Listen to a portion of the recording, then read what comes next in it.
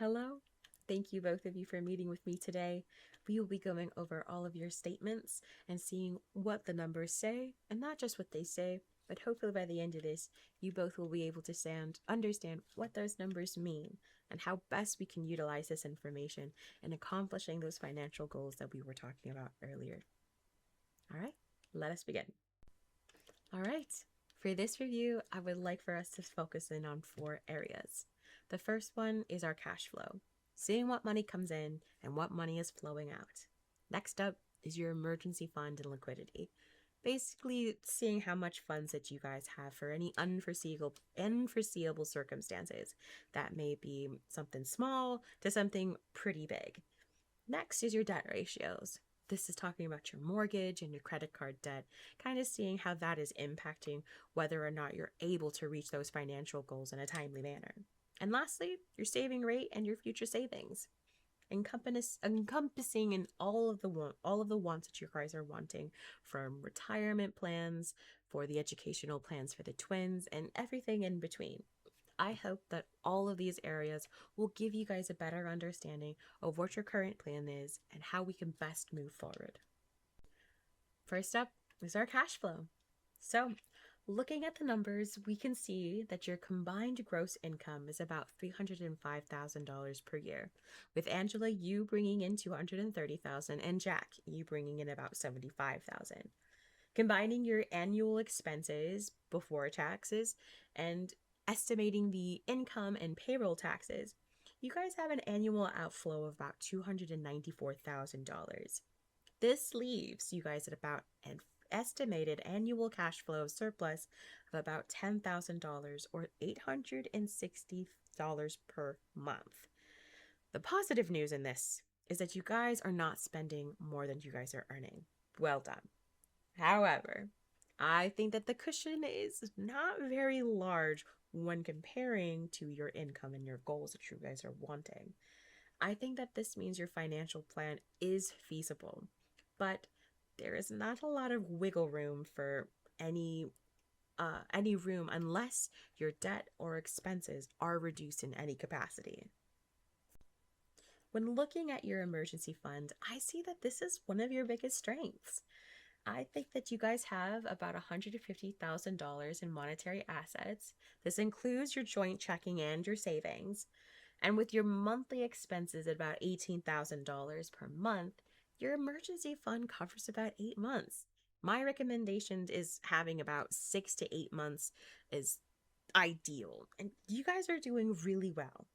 I think that this is strong, and with a common guideline for about 3 to 6, you guys are well above that range. And because your family responsibilities are much larger for a bigger family, I think that I would recommend keeping that larger emergency fund as high as possible, even higher if you guys are able to manage it. I think that you are helping families planning for the grandchildren's education and considering business retirements. All of this is in conducive of having a strong emergency fund. This will give you the flexibility that you want to be able to do what you want with the peace of mind while doing it. Let's look at your liquidity ratios. We can first find your basic liquidity ratio when you are dividing by your monetary assets by your monthly expenses. This is where we got that 8 months mark. We're dividing that 150,000 by 18.5, which gets that 8. So 8 months is covered with your new income, not your savings, but your new income, which I think is very cool. The second ratio that I would like for you guys to consider is your current ratio. This is when you're comparing your current assets to your current liabilities. Your current assets are about $150,000, and your current liabilities, while mainly a lot of credit cards, are about $42,000. This gives you a current ratio of about 3.5, which means that you guys have $3.57 for every $1 of short-term debt that you guys have. This is a good, healthy position to be in.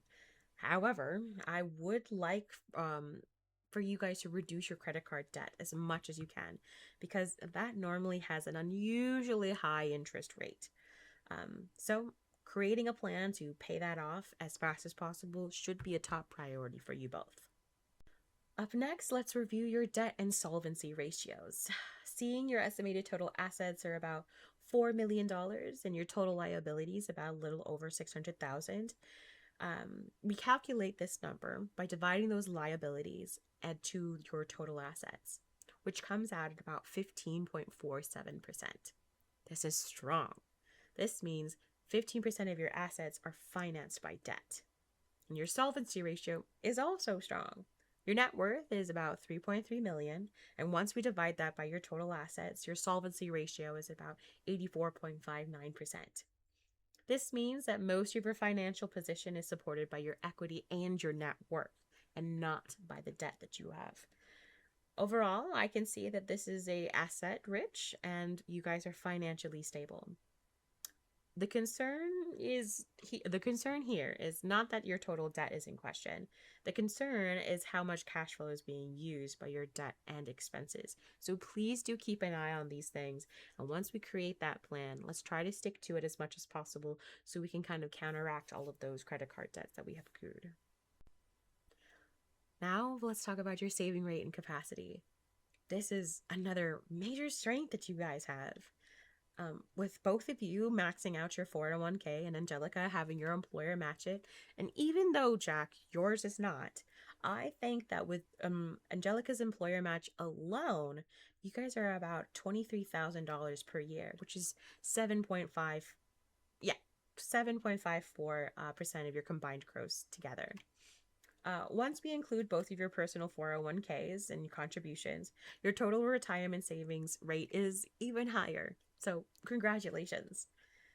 There is an important difference between retirement savings and your flexible savings, though. I think that you guys are doing fantastic with your retirement savings. Not much that I have for notes on this. Where I do have a lot of my concern is your monthly free cash flow is only at about $860 after expenses and your taxes. That means that you guys are saving really, really well for your retirement, but you may not have enough flexible cash available for any new goals that you guys are wanting to do, unless you guys are wanting to fix your debt or reduce any spending in order to compensate for that. Now that we reviewed over the data, here are a couple of the recommendations that I'll leave you guys with. First up, keep your emergency fund as high as possible.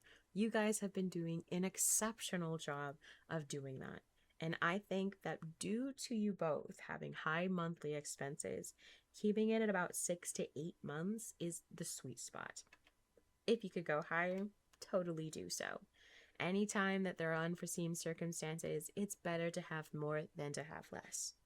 Next up, let's reduce that credit card debt as much as possible.